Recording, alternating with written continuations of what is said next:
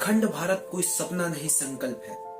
पर आप सोचिए अगर मैं इससे आगे की बात करूं कि हम किस अखंड भारत का सपना देख रहे हैं। मुझे याद है बचपन से लेकर ग्रेजुएशन तक एग्जाम में एक ऐसे जरूर मिलता था, अपने सपनों का भारत। और मेरे सपनों का भारत ही अखंड भारत था। आज हम जिस भारत में रह रहे हैं वो कई पॉलिटिकल रीजंस के चलते बटा हुआ है। असल में भारत का मतलब ही अखंडता है और आज इस वीडियो में हम उसी अखंड भारत पर बात करने जा रहे हैं। अखंड भारत के सिवा कोई चारा नहीं है सर। सब लोग जितने बाहर हैं इनको आना ही पड़ेगा। क्यों ना अखंड भारत का निर्माण किया जाए, बन जाएगा।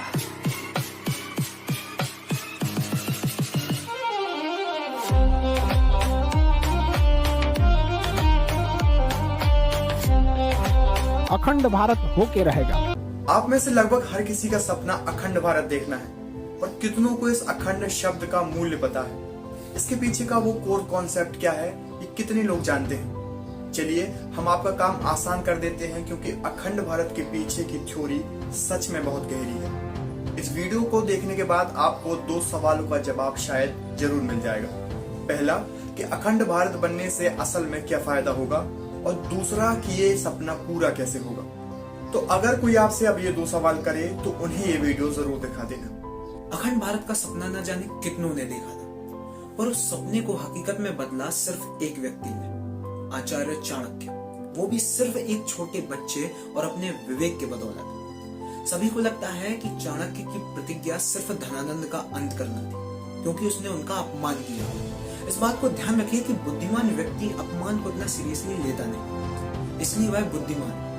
ऐसे में आचार्य चाणक्य, जिनकी लिखी अर्थशास्त्र के प्रिंसिपल्स पर न जाने कितने देशों का एडमिनिस्ट्रेशन और इकोनॉमी चल रही है, वो एक अपमान का बदला लेने में सारा जीवन समर्पित कर देंगे? नहीं, उनका सारा जीवन सिर्फ एक उद्देश्य को समर्पित था, अखंड भारत का निर्माण। जैसे आज सारा व्यापार वेस्ट से ईस्ट की ओर चल रहा है, एक समय था जब यही व्यापार ईस्ट से वेस्ट की ओर चला करता था, और इस पूरे व्यापार का कंट्रोल था भारत के हाथों में। इसलिए वो सोने की चिड़िया कहलाया। देखिए एक छोटा सा फॉर्मूला है, E=E, मतलब इकोनॉमी लीड्स टू एम्पायर। यानी जिसने इकोनॉमी पर पकड़ बना ली उसने एम्पायर क्रिएट कर लिया। और इकोनॉमी की स्पाइन क्या होती है? ट्रेड, और ट्रेड की लाइफलाइन क्या है? Trading routes. मतलब व्यापार को अपने कब्जे में करना है तो उस रास्ते पर कब्जा कर लो जिससे होकर सारा व्यापार चल रहा है। जैसे कि आज सभी देशों की सबसे बड़ी रिक्वायरमेंट क्या है? एनर्जी। और उसका सबसे बड़ा सोर्स क्या है? ऑयल और नेचुरल गैस। जिसने इन 2 चीजों पर कब्जा कर लिया उसने सारा ट्रेड हड़प लिया। यही तो वजह है कि यूएसए जैसा शक्तिशाली देश खाड़ी इलाकों में इतनी दिलचस्पी दिखाता है, क्योंकि वहाँ ऑयल फील्ड्स है। वहाँ कब्जा मतलब सारे तेल के व्यापार पर कब्जा। और इसीलिए चाइना भी CPEC, China Pakistan economic corridor को लेकर इतना ज्यादा पॉजिटिव है। वो चाहता है कि ऑयल और नेचुरल गैस की सप्लाई उसके ही बनाए ट्रेडिंग रूट से हो, जिससे सारा कंट्रोल चाइना के हाथों में आ जाए। समझे? ठीक इसी तरह चाणक्य के समय पर भी 2 चीजों की रिक्वायरमेंट थी, स्पाइसेस और सिल्क। इसकी डिमांड वेस्ट में बहुत ज्यादा थी और सारा ट्रेड 3 रास्तों से होकर जाता था।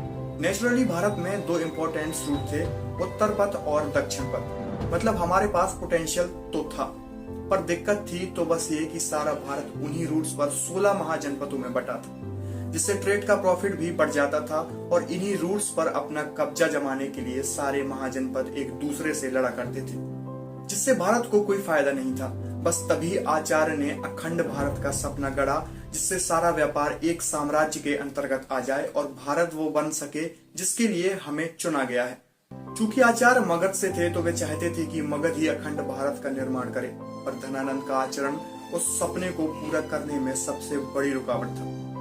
तभी उन्होंने उसे खत्म करने का प्रण लिया, और फिर मौर्य एम्पायर से लेकर अशोक का विस्तार और अखंड भारत के निर्माण की कहानी तो आप सभी जानते हैं, जिसकी परिधि अफगानिस्तान से होकर श्रीलंका और ईरान से लगते हुए म्यांमार और वियतनाम तक गई। भारत का मतलब भारत नहीं, भारत महाद्वीप है, मतलब अखंड भारत। आपने बहुत से बड़े लोगों को स्टेटमेंट देते हुए सुना होगा कि आगे आने वाली सेंचुरी इंडिया की है, बल्कि उनका मतलब ये नहीं है कि वो आज के इंडिया की है। उनका मतलब इंडियन सब कॉन्टिनेंट से। अगर इंडिया को फिर से सुपर पावर बनना है तो उन्हें इकोनॉमी को अपने वश में करना ही होगा, जिससे हम फिर से वही हिस्टोरिकल उत्तर पथ और दक्षिण पथ को रिवाइव कर सकें और E=E का फॉर्मूला फिर से सक्सेसफुली अप्लाइड हो। तो इस वीडियो से आपको एक जवाब मिल चुका है कि अखंड भारत बनाने का क्या फायदा है और अखंड भारत बनाने की क्या आवश्यकता है। अगली वीडियो में हम देखेंगे कि ये अखंड भारत का निर्माण कैसे हो सकता है, क्योंकि इस वीडियो से एक बात तो हमें पता चल चुकी है कि अखंड भारत निर्माण के लिए सिर्फ एक व्यक्ति ही काफी है। अब सवाल यह है कि वो एक व्यक्ति बनेगा कौन। भविष्य को सिर्फ उसी एक व्यक्ति की आवश्यकता है। बाकी का आपको अगर ये वीडियो अच्छी लगी है तो आप हमारे साथ बने रहिए हमारी दूसरी वीडियो आने तक। हम दूसरी वीडियो में भी बहुत इंटरेस्टिंग चीज आपके लिए लाने वाले हैं। तो जब तक के लिए सपोर्ट करते रहे, अपना प्यार दिखाते रहे द बंधुस को। लाइक कीजिए, सब्सक्राइब कीजिए और फीडबैक देते रहिए कि आपको कैसी लगी ये वीडियो।